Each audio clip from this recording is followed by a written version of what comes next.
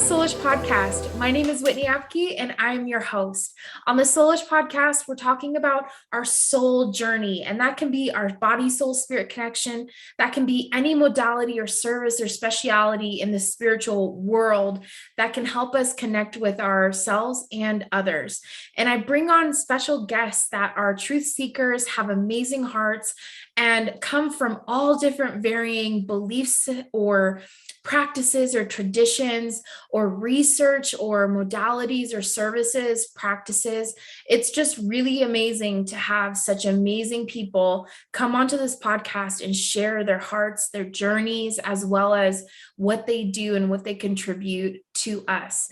And so it's been an honor to be with you guys for over a year now. I can't believe it. The podcast is over a year old, and it just doesn't feel like it's been a year. It's gone by so fast. And then it's also just it's been a year of hard work and a lot of growth, which has been amazing. And specifically for me too, it's just been a huge awakening and a huge expansive experience to be on this podcast. I feel like so much of what I used to know is like so much bigger and so much like also brighter. I think just coming from my perspective in religion and in my experience personally in Christianity, it wasn't all dark. There was a lot of positive and great foundational truths or great just foundation to understand or connect with God and to love others too. But I had just such a different perspective, and it's been just so cool to unbox myself and to either build upon those foundations that I grew up with being a Christian, a pastor's kid, or literally it's like, oh, that just doesn't even relate or align or make sense to me anymore. And so that's what our journey is about. There's no criticism, there's no judgment, and there's no judgment to being religious or being a Christian or being a Buddhist or whatever you align with and whatever you use to connect with God, source, the universe, as well as others and serve humanity. I think all of those journeys are so critical. And that's one of the things that I've unboxed and that I don't feel aligned with, that there's only one way to understanding God or only one way to serve God. I've realized that there's so many ways to experience God and to, or source, universe, spirit, or to connect with other people and to serve humanity and the collective, which is ultimately in service to ourselves as well, since we're all connected. But that's been one thing that's just been so eye-opening, that I've just realized through this journey that there's so many ways to experience God. And that's what's been so fun and so mystical and magical, is I find God, source, spirit, universe, and everything. And so I just want to encourage you, wherever you're at, there's no criticism, there's no judgment. And this podcast is perfect for you. Wherever you are in your journey, it doesn't matter if you think you're at the beginning or the end or the middle. It doesn't matter. This podcast is for everyone to connect with God, to relate with others, to be encouraged, inspired, uplifted. Like, that's the whole point of this podcast. So even though I have people from all different types of walks and journeys and all of that, that's part of us experiencing the universe, God, source, spirit, is that we're experiencing someone else's journey, which is what the universe is experiencing through them. And so that's another way to experience God, source, universe, spirit. So it's been amazing. And I just want to encourage you to just, even those episodes that highlight to you, never feel unsafe or unsettled that you're going to be coerced into anything, or, like, that's not what this podcast is about. This podcast is about the freely sharing from your heart, your journey, your experiences, your understanding, your wisdom.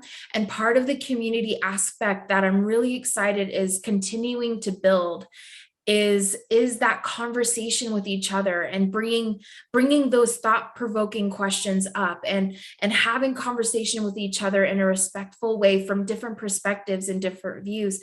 That's what I want. And I want it to be a safe space for people to be in whatever part of their journey they are, and to not feel like they need to be on another path or another journey, but to just continue to experience what they're experiencing and be encouraged in that. So I hope that makes sense, and that encourages and inspires you, even in just hearing that. today is kind of an interesting day. It's been a long time since I've done a solo episode. And so I'm like, I'm solo again. It's so cool and yet kind of unnerving. I've gotten so used to being like interview host mode that today I get to just sit with you and have a conversation about polarity and non-doership.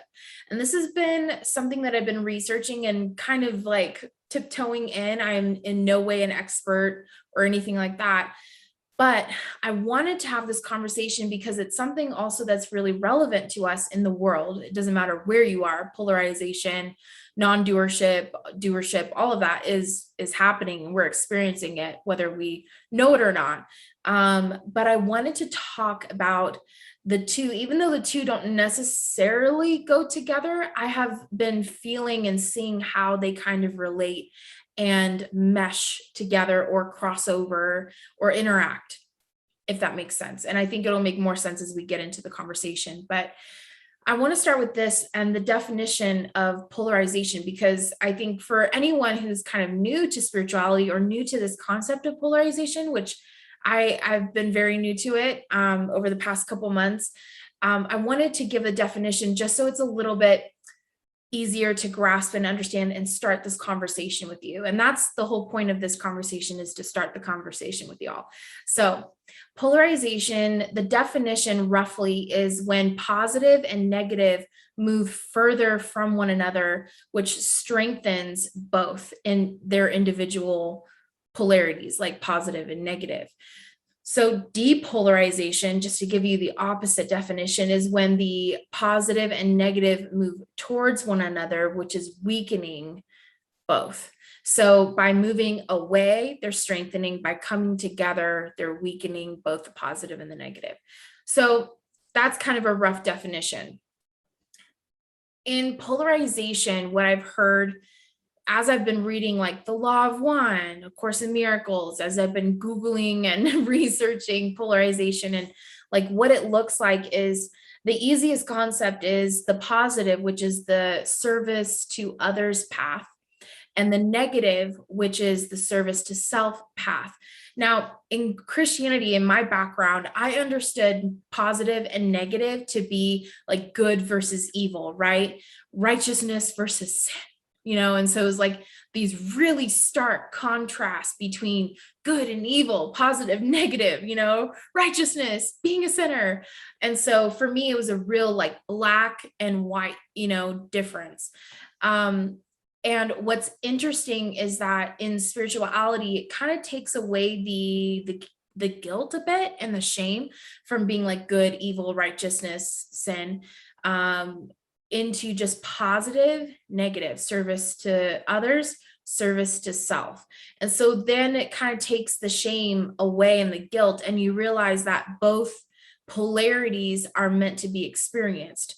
Now, when I went into this, my like old conditioning, right? And just like coming from religion, like it's ingrained in you that you don't want the negative, you don't want like the sin, like you avoid it, right? And you hide it if you have it. Was me as a kid. Like I'd always like do something and then do whatever I could do to cover it up, so that I wasn't caught or I wouldn't experience the shame that comes with it.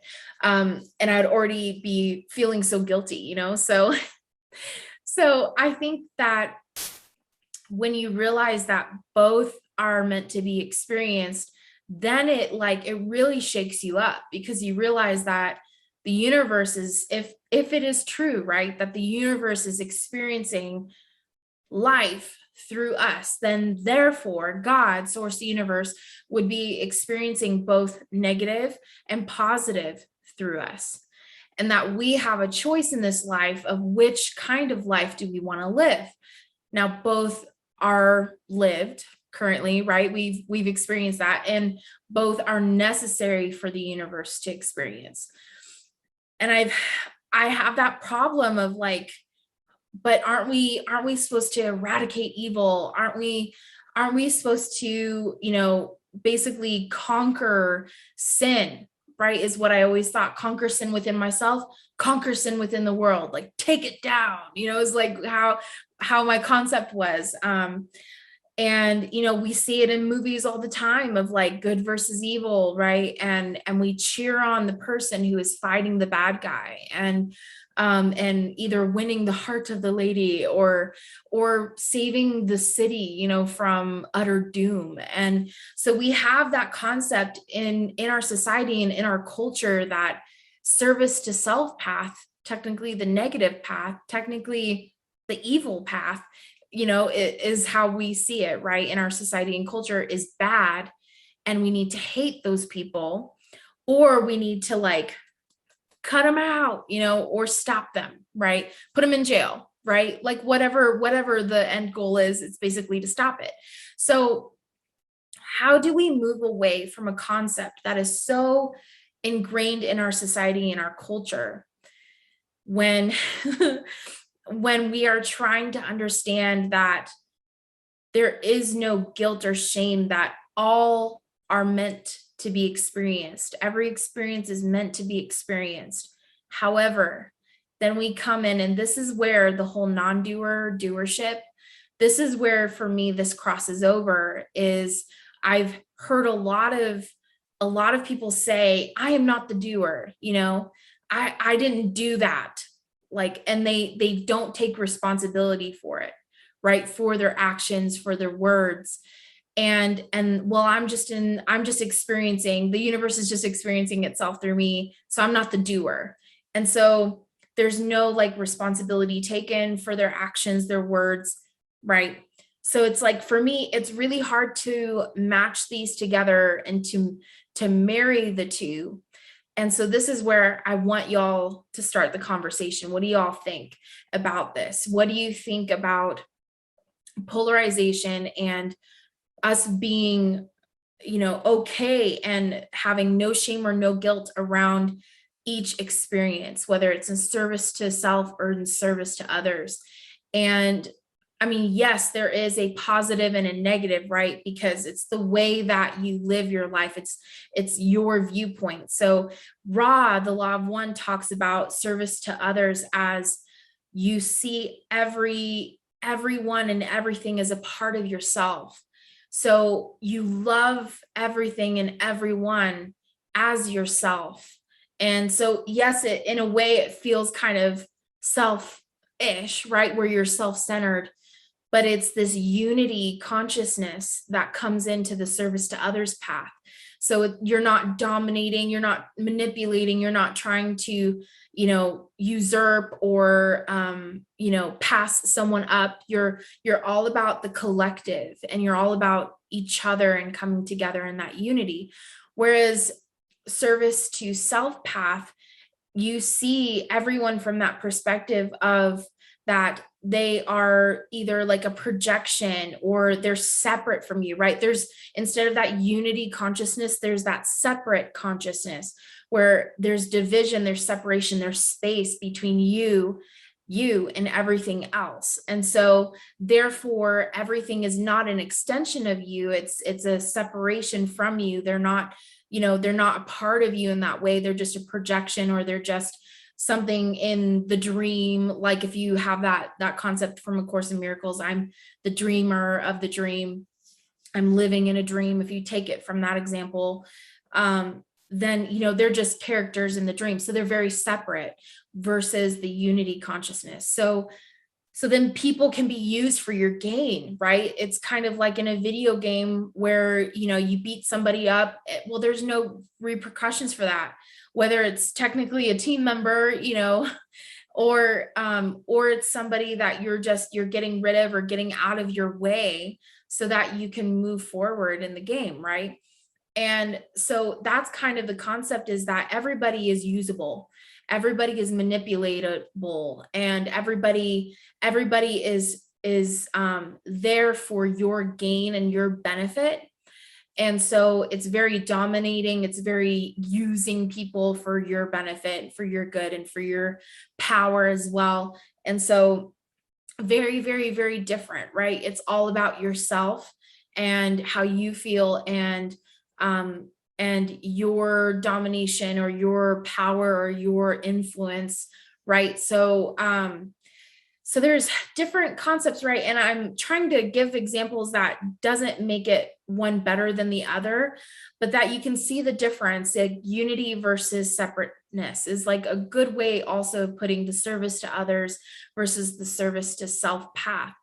So in both of these, where we say in the non-doership of I am not the doer, which is, it basically is, I'm not the originator of the desire directing me to act, is kind of my personal definition of that. I don't know if that's like anywhere, but that's kind of in my notes of as far as like what I've understood non-doership to be. So I am not the doer, I am not the originator, right, of the desire to like directing me or to inspire me to this action.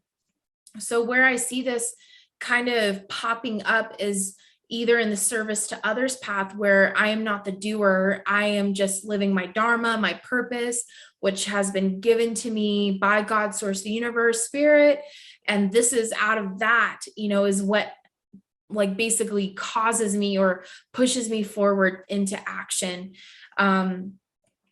Versus the service to self path, which is more of I am the doer, and for those people that either don't want to take responsibility, and this is not on either side, but I see also this verbiage being used, which is interesting to me, in the concept of not taking responsibility for the action or the words spoken, because you're basically putting blame on whoever is directing you or wherever that is originating, that it's not from you. And so I see that kind of twist where we're kind of not remembering the source regardless, because we're not taking responsibility for our actions, whether on the positive side or the negative side, it doesn't matter. Because I think a lot of times, like, even though we're not the doer, we're not the originator of the desire to act, we still are the people who are making the choice. Like, we still have the free will to act, right? So it's a clear decision of which path you want to go on. And you are presented that opportunity multiple times throughout this incarnation, throughout this density. Because that's the whole point of their density, according to Ra, too, is that this is why you've come, is to literally make that choice and to also explore both options and to see which one sits right with your soul, which direction your soul wants to go. And so it's interesting when people like experience past lives and they're like, oh my God, like I was doing awful things in my past life, or like I murdered somebody, or whatever they experience something that definitely isn't positive. And in this life, in this incarnation, they feel so guilty and so deeply about their prior life's actions, whether it's true or not, right? And we can or cannot prove it, but they feel it, and they feel it very deeply. And so it's really interesting to me that people then feel guilty for prior life experiences, when that is the whole point of this incarnation. And clearly in this density, and clearly in this life, that doesn't align with them, right? Whether they experienced what they experienced, did what they did, acted how they acted, and that doesn't align with this life, then they learn that lesson, and their soul obviously wrote in the cards, in the makeup, clearly their soul has made a decision that didn't feel good, that didn't truly align. And whether it was a moment of weakness, or or anger or rage, or even vengeance, and they ended up taking a life for avenging someone else, either way, like that doesn't align with them now. And so you can tell that your soul has evolved. It's experienced all these different things, and it has gone through different pathways, and it's experienced different things in order to feel how you feel in this incarnation. You bring that with you, whether you know it or not. But I think it's interesting, this concept of non-doership and how it relates to polarity is really interesting, because I see I see the doership or non-doership language used in both polarities for different reasons. So I think it's interesting, like, let's see, what else did I write down on here that I was like, this is so thought-provoking. The concept of polarization, what has been really kind of difficult for me is that both light and dark exist, and that this is part of the universe's experience. And like, I knew God and the universe from when I was a young kid. I saw that God spoke light into the darkness. That darkness, it literally says darkness was over the face of the earth, like there was nothing really there. And then God spoke light into the darkness. And he said that, and thought that it was good when he spoke light. So clearly there was nothingness, and light was spoken into that nothingness. And then therefore life happened, is how the story goes. But I thought some scripture was really interesting. Since I come from the Christian background, I thought I'd share that with you. In Psalms 139, 11 through 12, it says, "Surely the darkness shall cover me, and the light about me be night. Even the darkness is not dark to you. The night is bright as the day, for darkness is as light with you." I think that's really interesting. Darkness is as light with you. So we were talking about, like, polarization versus depolarization. And when the positive and the negative are far apart, they're stronger. When they're together or closer together, they're weakened. I thought it was really different kind of to think of God as being both dark and light. And it makes sense if God is, or universe is experiencing both dark and light through us, positive, negative, whichever one you want to put there. I think that it's really interesting to think of God as having both, but yet the ultimate is that darkness is as light to God or with God. So that may be a thought that may be just totally outrageous. It may not align with you, but it just made me think that's interesting. I'm reading that scripture differently now, that darkness is as light with you, that ultimately everything gets transmuted into light. That's my thought, is that because in the law of one, you don't get to a certain density and still be in service to self. Ultimately, everything is polarized to the positive. Ultimately, everything is polarized to the light. And so I've always thought of God as just being light, but it hit me the other day when I was reading that verse that it's interesting, because I'm not seeing that it says, God, you're not dark, you're only light. It's more as what God does to the darkness, or what is done in the darkness within the universe, within God, source, spirit, is that darkness is transmuted, but there's no fear of the darkness and there's no hate of the darkness. It's just that it ultimately exists because light exists, and light illuminates the darkness. And I think Buddha has a really awesome quote that says, there's not enough darkness that can, and I'm totally butchering this quote, but there's not enough darkness to take out one candle that's lit. And I think it's an interesting concept, because obviously we always think like, oh, there's way more darkness and evil and negativity in the world. And it can feel like that very much right now.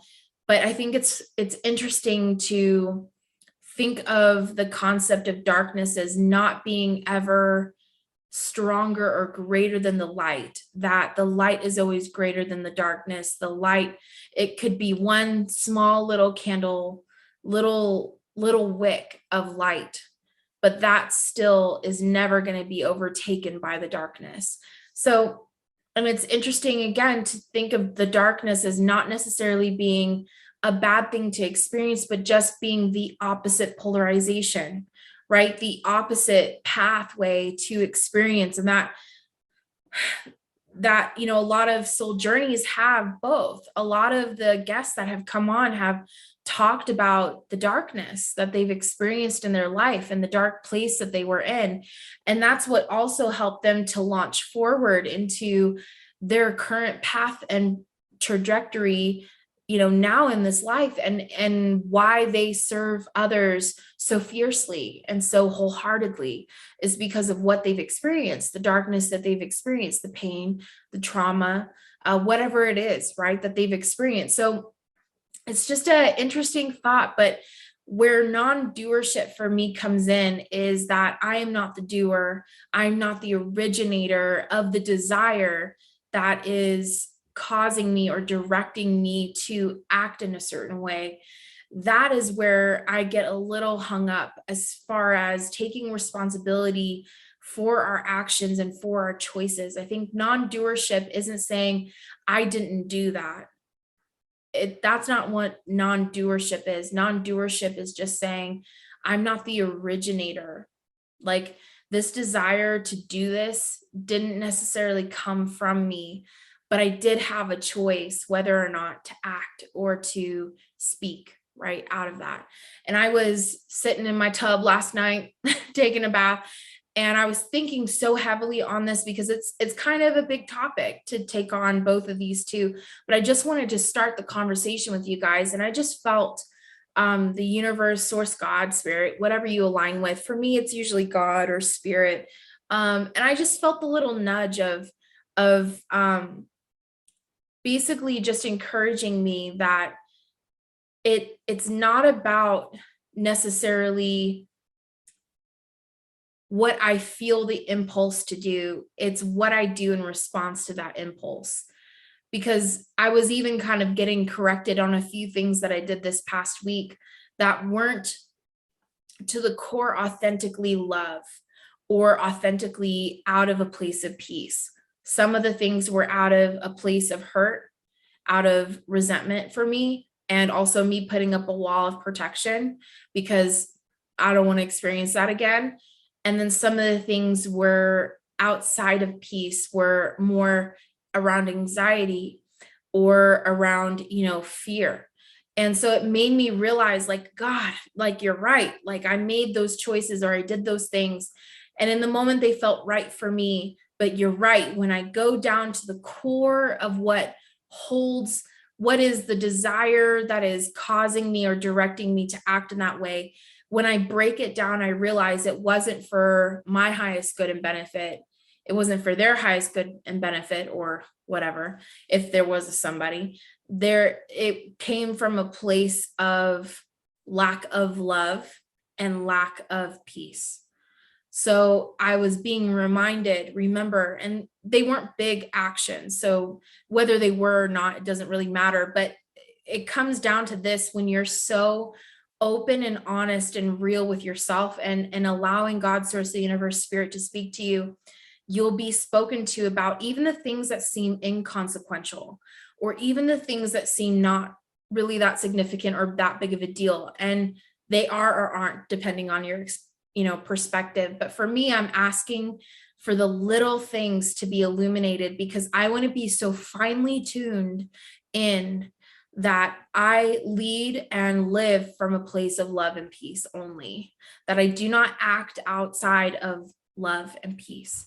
And so I realized I need to trust God, source, the universe, to speak to me more in the moment instead of me just acting. And again, there's no guilt or judgment here at all, but it's just a learning. And so that was illuminated to me while I was soaking and clearing my energy and all of that.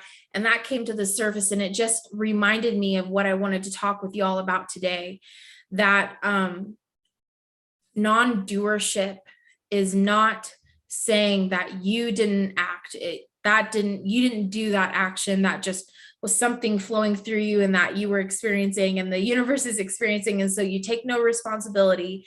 That's not non-doership. Non-doership is saying I'm not the originator of it, but whether it's positive or negative, it doesn't matter. You still have the free will and the choice to choose. And that is your literal, not just an American thing, that is your literal God-given right. and freedom to make the choice for yourself. So as we're kind of going throughout life and we're existing and living and thriving or struggling, or it's a challenge, it doesn't matter. Having that understanding of polarization and what happens where we experience both the positive and the negative in our life, and there's no shame or guilt around it, where we have the choice to choose to serve others or serve ourselves. That is always going to be something that we are fine-tuning, including myself. Including myself. And I'm very open and honest with you guys about that, even something that I got last night, because I want you to understand that we are in this together. Me having a podcast doesn't make me better than somebody else.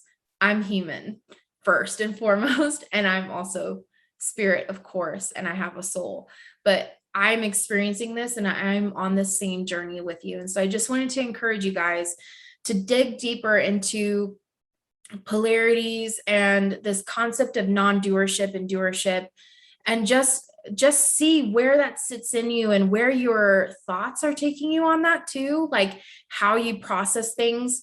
What do you speak to yourself when you act? What are you telling yourself yet that may not be actually the truth of where that is originating? And so that way you become more acquainted with yourself. And it really, in that moment, it brought me healing. I didn't feel exposed and judged by God or the universe because I had acted out in a way that was outside of a place of love and peace. But I actually felt like God, source, the universe, was being so compassionate towards me in letting me see a little bit deeper of a layer there that I didn't realize I had. And I think that's what life is all about, is getting more connected with ourselves and then therefore more connected with others. So I am, again, no expert on polarity or non-doership, but I thought this was a really thought-provoking conversation to have with you guys. And I wanted to raise it to you in the community so that we can have more conversation around polarities, non-doership. And if you found anything in your research that you want to share, please link it below. Please comment below, because this is totally a conversation that I want to have, and as many resources as we can get out to the community and understand more deeply about this subject and these subjects, that's amazing. So that would be so cool to see. I love you guys so much, and I appreciate you as a community. I feel so surrounded, and I hope that you do too. And it's been amazing to have the podcast be on YouTube as well, so that we can connect and see each other. And I love seeing the comments as well in YouTube, as well as on social media, Instagram and Facebook. And it's just been so cool to have this in our interaction together. So I love you all so much. I hope that this has been kind of a thought-provoking and question asking and answering kind of topic together. And I hope to have more conversations like this going forward. I love you all.